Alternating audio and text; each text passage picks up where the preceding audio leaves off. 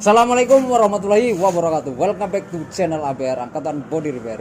Pada sahabat yang berbahagia, di sini ada mobil Fortuner, mobil putih yang di wet look coating, sahabat. Wet look coating adalah lapisan yang terlihat basah dan ini aplikasinya hingga 20 lapis yang sudah disetting lapisannya, sahabat, atau sudah disetting layernya. Jadi untuk layer yang di spray atau disemprotkan itu udah dibicarakan sebelumnya kepada ownernya, dan hasilnya seperti yang ada di belakang. Kondisinya ini belum sepenuhnya dipoles dan masih hasil dari penyemprotan yang ada di spray boot, sahabat. Jadi belum di apa-apain alias belum diamplas sepenuhnya. Jadi dengan kondisi yang layernya terlalu tebal menurut saya, jadi keputusan saya dan ownernya itu saya akan mengaplikasikan pemolesan setelah lebaran, sahabat.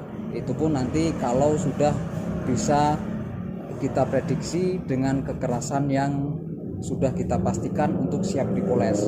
Nah, sekarang saya akan memanggil customer atau pemilik kendaraan, maksud dan tujuan untuk melapisi kendaraannya hingga 20 layer itu apa gitu, sahabat. Halo Mas Faisal. Halo Mas Tommy. Ya, ini banyak pertanyaan dan banyak yang nggak percaya nih Mas tentang aplikasi hingga 20 layer, karena jujur baru saya sendiri dan keberanian saya dengan adanya dukungan dari Mas, karena kemarin kita juga sempat untuk ngobrol untuk konsekuensi resiko, karena itu udah melanggar TDS yang diberikan oleh produk clear yang kita pakai. Nah, maksud dan tujuan Mas ini untuk mengaplikasikan hingga 20 layer. Dari awal saya mengaplikasikan bahwa mobil yang masuk ke sini itu sampai sekarang saya belum tahu jawaban, dan Mas ingin memberi tahu jawaban itu ketika mobil sudah diambil, seperti itu kan Mas ya? Nah, itu apa sih yang Mas kepengen itu? Yang tentu yang kalau saya tahu nih paling ya ketebalan. Kalau untuk urusan gloss atau yang lain mungkin Mas sendiri yang jawab sekarang. Oke. Baik. Ya. Jadi sebelumnya saya cerita dulu dari awal ya, Mas Ya. Tommy. Memang rencana ini sudah lama saya agendakan. Ya, sudah lama saya agendakan, dan saya jujur juga sudah banyak survei ke berbagai tempat. Ya, sudah banyak survei, banyak tanya, dan sambil menggali. Ya. Ya, jujur saya pun sambil menggali potensi dari sebuah SDM yang akan mengaplikasikan. Ya, karena begini, dalam hal pengaplikasian ini saya itu butuh partner. Ya. Saya nyari partner, artinya partner yang bisa mendukung saya dan bisa kerjasama dengan saya.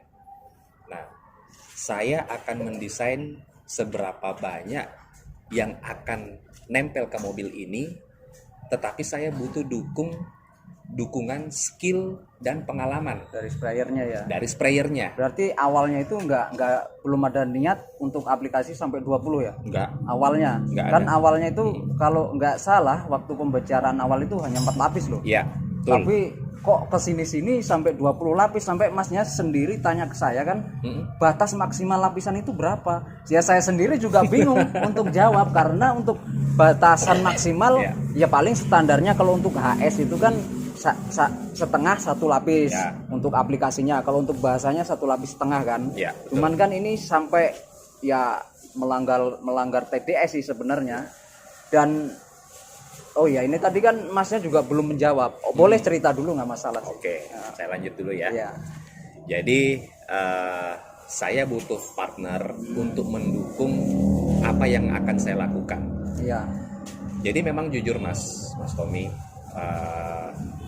di antara semua bengkel yang saya tanya, Ya. memang jawabannya variatif. Ya, variatif. Ada yang 3 lapis, Ya. ada yang 4 lapis, bahkan sebenarnya ada yang jawab juga 5 lapis. Nah, tetapi saya tidak mendapatkan informasi dan pengetahuan yang cukup banyak terkait bengkel dan skill dari SDM tersebut Iya. tentang bagaimana cara mengaplikasikannya, Ya. dampak-dampaknya akan seperti apa. Ya. Itu saya tidak dapat. Nah, saya menambah ilmu saya itu berdasarkan konten-konten yang Mas Tommy sampaikan di YouTube. Oh. Saya mendapatkan tambahan ilmu sehingga saya menarik benang merahnya dari apa yang saya ketahui dengan apa yang Mas Tommy sampaikan berdasarkan logika. Ya. Oh iya, masuk akal, masuk akal. Nah, di sisi lain, saya jujur pernah juga ngetes mengaplikasikan.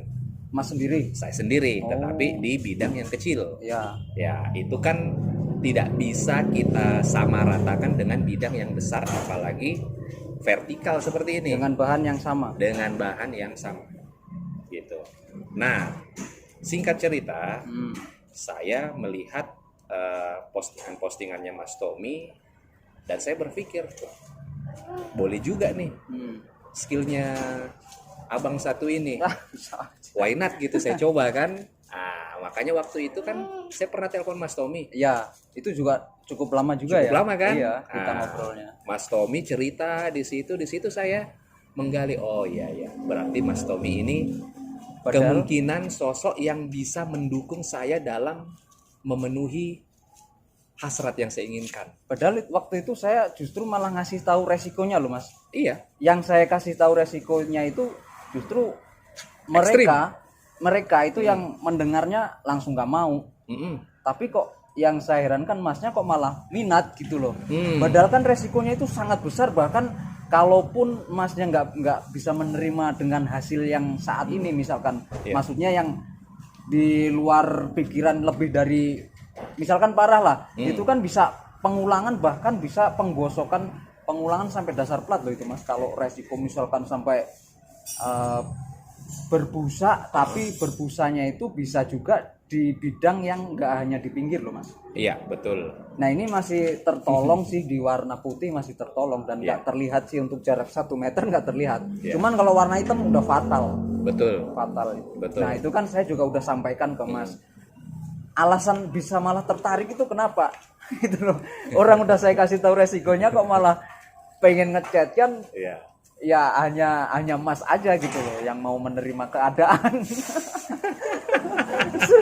Iya, menerima keadaan gitu. Aduh. Ya, jadi makin Mas Tommy ceritakan resikonya, makin saya tahu dampak terburuknya. Kan saya selalu bertanya ke Mas Tommy, Iya. sampai dengan beberapa menit sebelum Mas Tommy mengaplikasikan, saya kan masih bertanya, Iya. Mas Tommy, apa dampak terburuknya? Iya. Ya kan? Mas Tommy ceritakan, Iya. ya beruntus lah, terus popping lah, terus sampai yang terakhir itu beler. Nah, dan saya sampaikan ke Mas Tommy, saya hanya minta satu, jangan sampai beler, Iya. ya kan? Di tempat yang terlihat. Ya zona A lah ya Mas. Nah, jangan sampai beler. Nah, tetapi kalau popping kan saya sudah tanya, Ya. kira-kira mitigasinya bagaimana atau penanggulangannya seperti apa? Ya kan sudah Mas Tommy sampaikan, penanggulangannya seperti ini.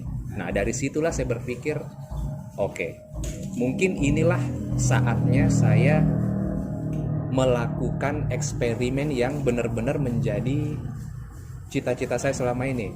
Karena memang dari dulu selama saya tahu yang namanya pengerjaan body ya, pengecatan khususnya, saya selalu bertanya-tanya, seberapa tebal maksimal clear itu bisa nempel ke dalam mobil. Pertanyaan saya, pernah nggak Anda memaksimalkan sebuah clear dalam sebuah warna terang, contohnya warna putih ini? Ya semua rata-rata menjawab belum. Saya belum pernah mendapat jawabannya. Mungkin karena itu bahasa jawaban itu sudah terkenal atau sudah bahasa yang sudah terbiasa untuk jawaban atau alasan, mungkin Jadi untuk pengaplikasian misalkan pemolesan mungkin ya, karena kan titik maksimalnya untuk mengembalikan karakter clear kan di pemolesan. Karena memang udah jawabannya nggak bisa seperti warna hitam, mungkin apa kurang maksimal pengerjaannya gitu, dianggap enteng, bisa jadi nggak sih kayak gitu ya kalau menurut Mas sendiri?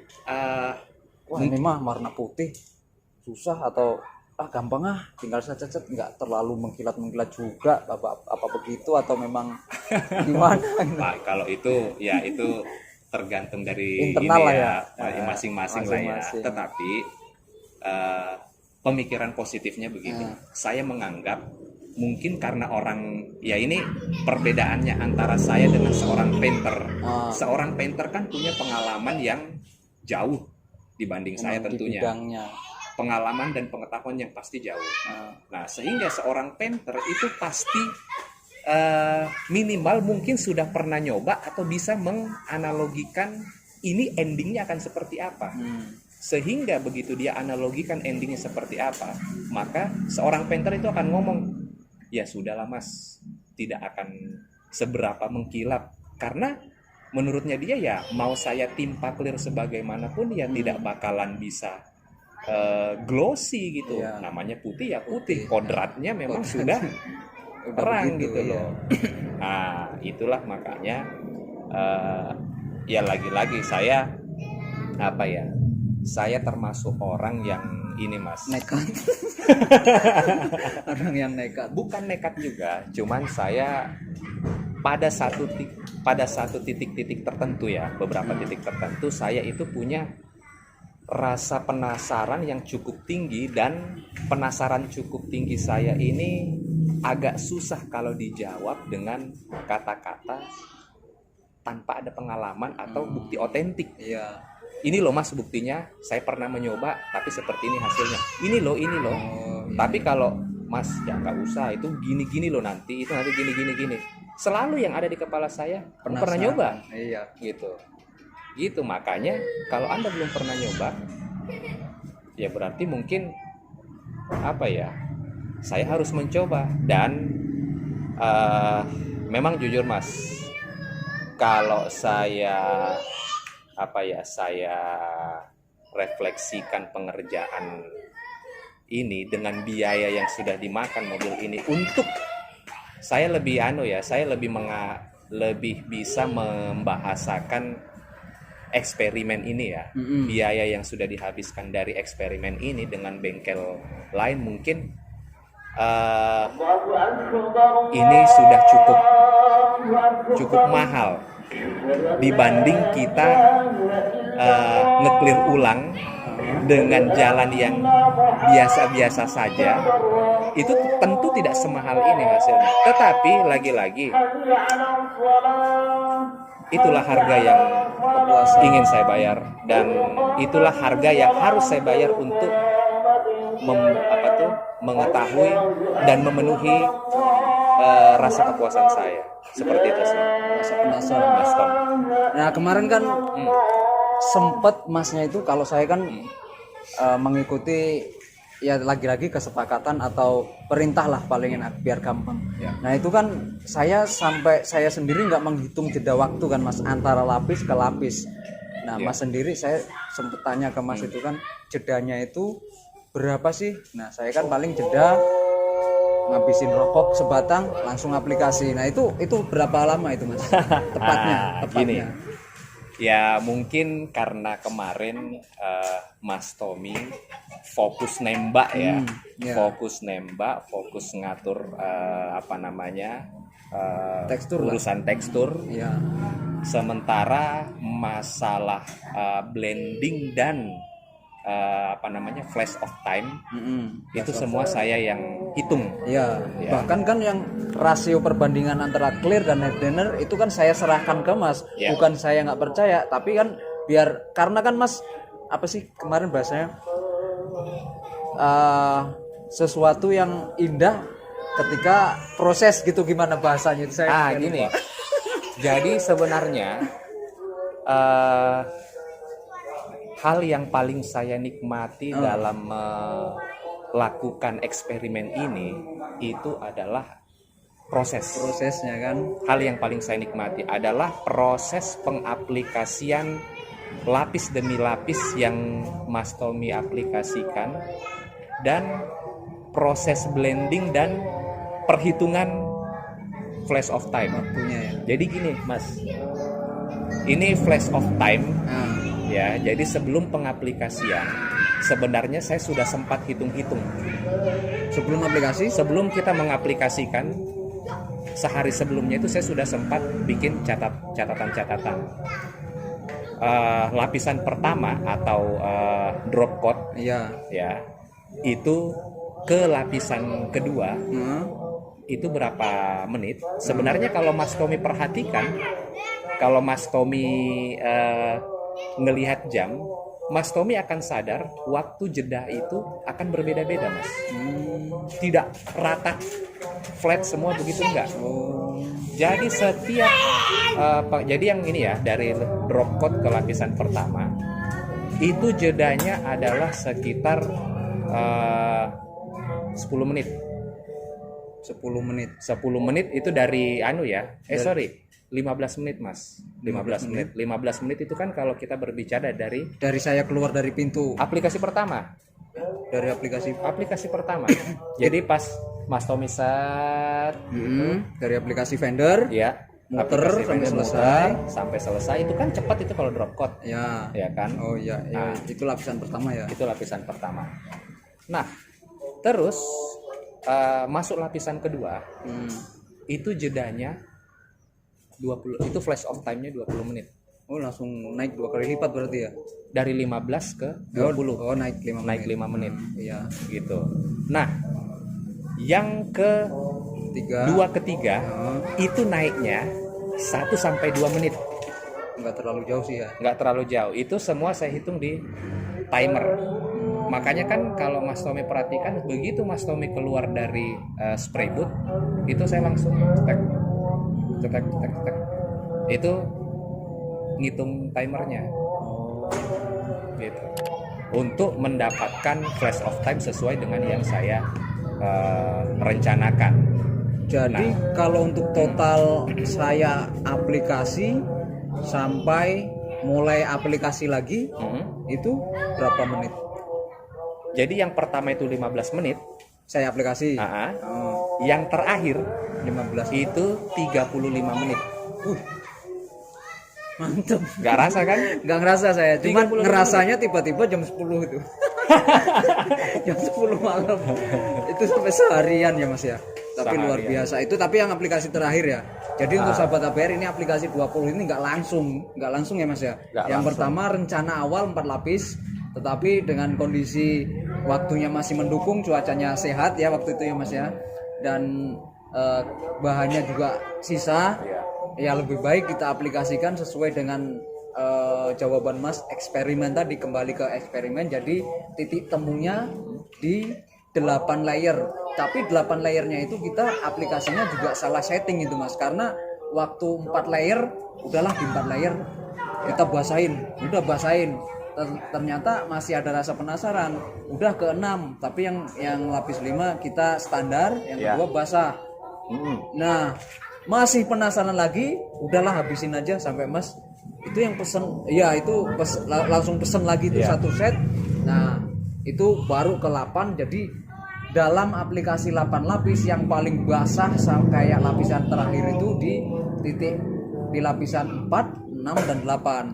Tapi kalau untuk yang proses kedua dari 1 sampai ke 12 itu normal, dari 1 sampai 11 itu normal, yang 12 baru basah. Pertanyaan terakhir dari saya. Kemarin Mas itu saya bujuk dan saya rayu karena jujur sampai saat ini dari aplikasi terakhir ini itu saya nggak pernah pakai thinner. Saya selalu pakai thinner walaupun dengan TDS ini 0 sampai 5% untuk thinner. Saya ngerayu Mas itu biar badal itu ya kan, yang proses kedua itu bukan bahan saya itu. Tapi saya tetap membujuk untuk pakai thinner. Tujuan saya apa? Untuk mempermudah aplikasi saya dan resiko apa ya? Yang terutama pressure sih sebenarnya. Nah, tapi dengan ya gimana caranya supaya saya bisa memberikan hasil yang terbaik? Ya tetap aja pressure saya harus dukung dengan kompresor yang ada, tetapi masnya tetap kekeh jangan pakai thinner. Jangan pakai thinner. Alasannya apa? Oke. Karena baru ini saya nggak pakai thinner. Ya sebenarnya ini ya, memang kalau kita berbicara thinner itu kan lebih banyak fungsinya adalah untuk memudahkan pada saat pengaplikasian. Tetapi kenapa saya tidak mau pakai thinner, Mas?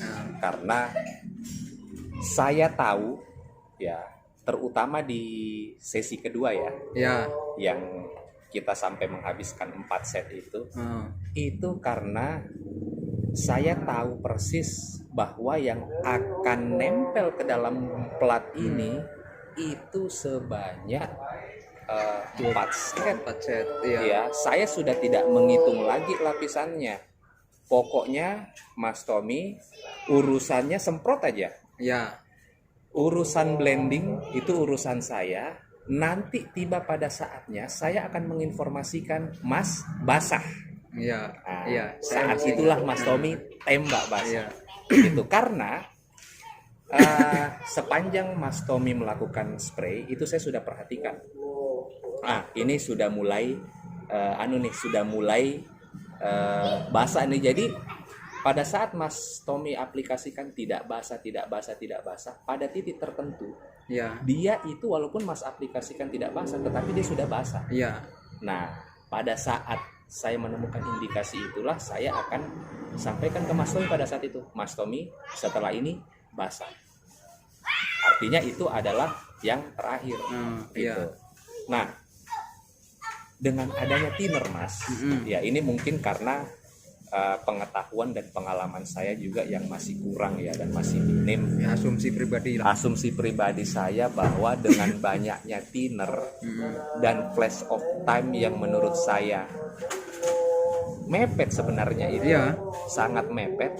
Saya takut thinner ini terperangkap di situ sehingga tidak cukup waktu buat kita membiarkan thinner itu menguap, sehingga timbullah busa.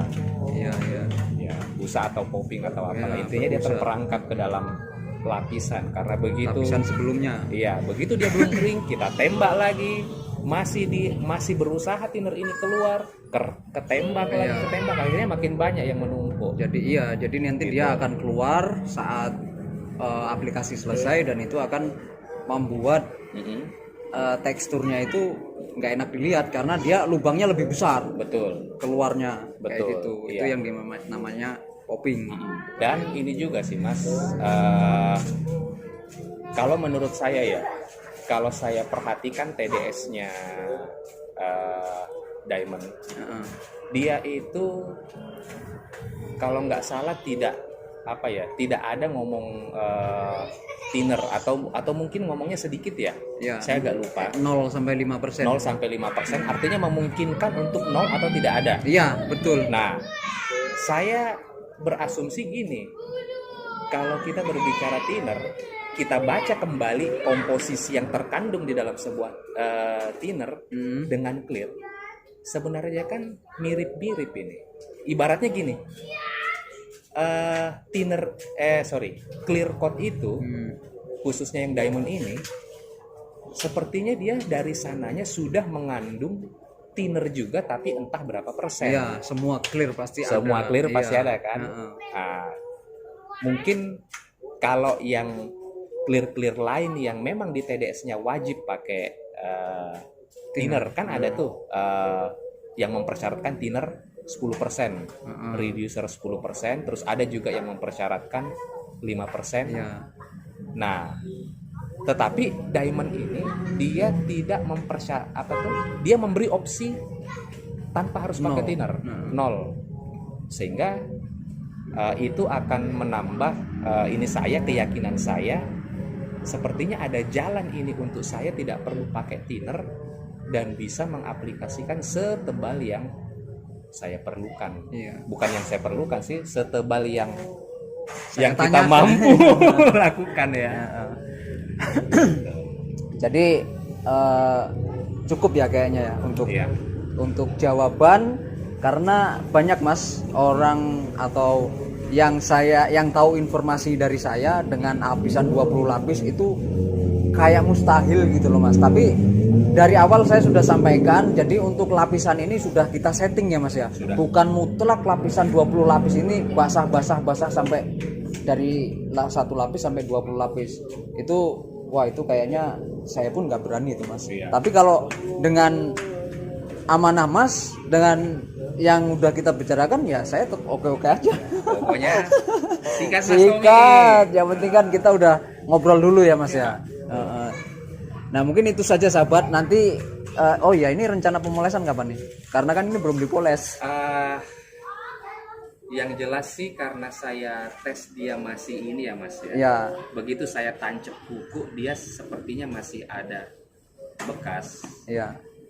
Saya pun jujur belum Berani ya. ya mungkin karena ini ya itu tadi Ya sayang lah orang. bukan itu kembali ke ini ketidaktahuan saya dan kurangnya pengalaman saya sehingga saya merasa belum pede aja. Iya.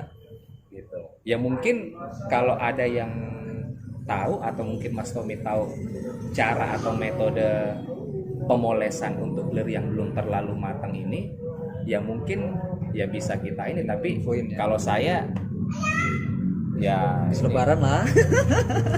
Itu pun Ya. belum tentu ya. Ya, yang kering jelas dulu kita lah. nggak bisa mengukur dengan waktu. Kita mengukurnya dengan pengetesan langsung aja gitu kayaknya ya. Lebih oke-nya. Iya, jadi gini, saya juga lagi masih nyari informasi karena kan saya juga ini Mas Tommy, saya kurang terlalu banyak mendalami dunia policing ya. Policing. Saya belum terlalu banyak memahami, saya belum tahu tingkat kematangan sebuah cat itu dengan adanya bekas kuku yang kita tancap di sini dan masih berbekas. Apakah ada titik amannya untuk kita poles atau sama sekali jangan? Nah itu kan mungkin teman-teman yang bermain di bidang detailing yang lebih Paham tahu ya. sebenarnya ya. Sementara kalau saya sendiri ya itu Mas pengalaman saya Ya, kurang. cuman kalau di detailing itu kan dia menerima pemolesan juga mobil-mobil yang udah siap untuk dipoles Mas. Iya. Apalagi kalau 20 layer seperti ini ya kayaknya baru ini. Iya baru ini. Ya kayaknya ya nanti kita sama-sama cari informasi di mana informasi itu masuk akal dan memang siap untuk diterapkan, nanti kita aplikasikan pemolesan seperti itu Mas. Oke.